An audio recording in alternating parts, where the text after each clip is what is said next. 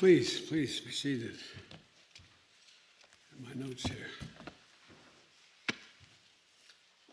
Well, good afternoon.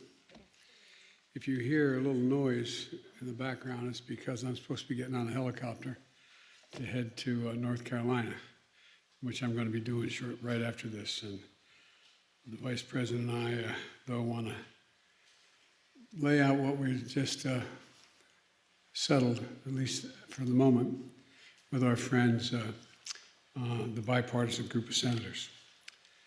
I said many times before, there's nothing our nation can't do when we decide to do it together, do it as one nation. Today is the latest example of that truth, in my view. I'm pleased to report that a bipartisan group of senators, 5 Democrats, 5 Republicans, part of a larger group, has come together and forged an agreement that will create millions of American jobs and modernize our American infrastructure to compete with the rest of the world and own the 21st century. I want to thank them for working together and for raising their ideas and concerns with me and with the Vice President, as well as with our Jobs Cabinet. Secretary Buttigieg is here. Good to see you, Mr. Secretary. Secretary Fudge, Secretary Granholm, Secretary. There you go. Okay, you guys got to make sure. I thought everybody was on this side. Secretary Raimondo and Secretary Walsh. I also want to thank Senator Shelley Caputo for her earlier work on infrastructure agreement. We didn't reach an agreement, but she tried her best to get something done. I'm sure it helped produce the final agreement we had. The fact is, investment in jobs and infrastructure have often had bipartisan support in the past. Matter of fact, when I first got to the United States Senate, it was probably the least difficult thing to do, is pass infrastructure plans.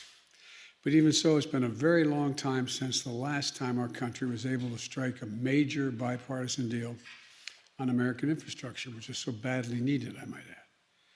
We devoted far too much energy to competing with one another and not nearly enough energy competing with the rest of the world to win the 21st century. The investments we'll be making as a result of this deal are long overdue. They'll put Americans to work in good-paying jobs, repairing our roads and our bridges. They'll deliver high-speed internet to every American home, bringing down the price that people pay now for internet service. And they'll close the American digital divide, as been driven home by every mother and father with a child at home during the COVID crisis. That is, thank God, abating, and kids not being able to be in school. This can put plumbers and pipe fitters to work. It's going to replace 100% of the nation's lead water pipes so that every child and every American can turn on the faucet at home or at school and drink clean water, including in low-income communities and communities of color that have been disproportionately affected by lead pipes and the consequences of that. This deal makes key investments to put people to work all across the country, building transmission lines, upgrading the power grid to be more energy efficient and resilient, and extreme weather to be able to sustain extreme weather and the climate crisis. It also builds our natural infrastructure, our coastlines, and our levees to be more resilient as well. American workers will be installing electric vehicle charging stations and undertaking critical environmental cleanups. This bipartisan agreement represents the largest investment in public transit in American history. And I might add that the largest investment in rail since the creation of Amtrak. You all know I have nothing but affection for Amtrak, having traveled over 1 million miles on it, commuting every day, but it's a big deal. This agreement is going to create new financing authority that's going to leverage private capital and infrastructure and clean energy projects. It'll provide folks with good-paying jobs that can't be outsourced, the kind of jobs that provide a middle-class life with a little bit of breathing room for American families. My dad used to say, being in the middle class is just being able to take that extra breath. I mean it sincerely. Think about all the people who can't take that breath because they have no margin for error. We're going to do it all without raising a cent from earners below $400,000. There's no gas tax increase, no fee on electric vehicles. And the fact is, we're going to help ensure that make sure that everybody in America is in a position to be able to do what need be done. And so let me be clear, we're in a race with China and the rest of the world for the 21st century. They're not waiting.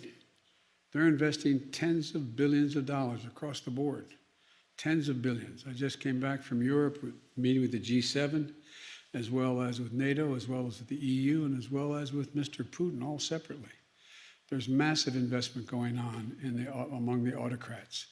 One of the underlying questions is, can democracies compete with autocratic enterprises in the 21st century? And this is a big move toward that, being able to compete. We have to move, and we have to move fast. And this agreement signals to the world that we can function, deliver, and do significant things. These investments represent the kind of national effort that throughout our history has literally, not figuratively, literally transformed America and propelled us into the future. The Transcontinental Railroad, the interstate highway system, investments that we made together that only our government was in a position to make. Now, we're poised to add a new chapter in that American tradition. Let me be clear. Neither side got everything they wanted in this deal. That's what it means to compromise. And it reflects something important. It reflects consensus. The heart of democracy requires consensus. And this time a true bipartisan effort, breaking the ice that too often has kept us frozen in place, prevented us from solving the real problems facing the American people. This deal means millions of good-paying jobs and fewer burdens felt at the kitchen table and across the country, and safer and healthier communities. But it also signals to ourselves and to the world that American democracy can deliver. And because of that, it represents an important step forward for our country. I want to be clear about something else. Today is a huge day for one half of my economic agenda, the American Jobs Plan. It delivers clean transportation, clear water and clean water, universal broadband, clean power infrastructure, and environmental resilience. In these areas, invest 2/3 of the resources that I proposed in my American Jobs Plan, 2/3 of what I call for in those areas. But I'm getting to work with Congress right away on the other half of my economic agenda as well, the American Family Plan, to finish the job on child care, education, the caring economy, clean energy and tax cuts for American families, and much more. For me, investment in our physical and human infrastructure are inextricably intertwined. Both make us better off and stronger. The case for these investments is clear. Economists, left, right, and center, independent Wall Street forecasters, they all say that these kinds of public investments mean more jobs, more workers participating in the labor force, higher productivity, and higher growth for our economy over the long run. Both need to get done. I'm going to work closely with Speaker Pelosi and Leader Schumer to make sure that both move through the legislative process promptly and in tandem. Let me emphasize that. And in tandem. We need physical infrastructure, but we also need the human infrastructure as well. They're a part of my overall plan. What we agreed on today is what we could agree on, the physical infrastructure. There was no agreement on the rest. We're going to have to do that through the budget process. And we need a fair tax system to pay for it all. I'm not going to rest until both get to my desk. And lastly, I know there are some of my party who discouraged me from seeking an agreement with our Republican colleagues, who said that we should go bigger and go alone. To them, I say this: I've already shown in my young presidency that I'm prepared to do whatever needs to get done to move the country forward. That's what I did with the American Rescue Plan, which is $1.9 trillion. Let me say this: when we can find common ground, though, working across party lines, that is what I will seek to do. The reason why is because the broader support a proposal has in Congress, the stronger its prospects for passage. Working together when we can allows us to make bipartisan process whenever possible without foreclosing the right and the necessity of moving forward on a majority basis when we are at deep odds with one another, so-called reconciliation process. And for the deal being announced today, there's plenty of work ahead to bring this home. It's going to require hard work and collaboration. The committee chairs and the ranking members are going to play a major part. There are going to be disagreements to resolve and more compromise to be forged along the way.